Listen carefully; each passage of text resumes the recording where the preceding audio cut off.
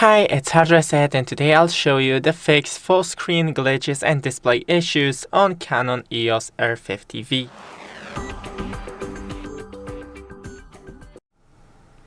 So, first, go into the menu, and when the display is not responding, then use this wheel right here. Find Reset Camera, click on it, Other Settings, and here you have all the settings to reset.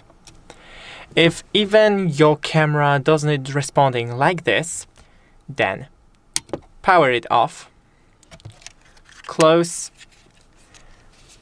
turn around and take out the battery, also the SD card.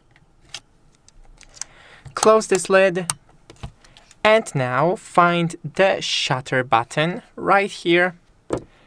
Click and hold it for 30 seconds for the camera to restart. After that time, let go, flip your camera, open the battery lid, put in the battery like this. Wait before putting the SD card. Firstly, try to power it on.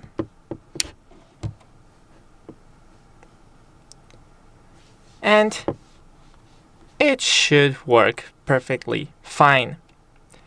Now, after that, this power off, flip around, open, and insert the SD card.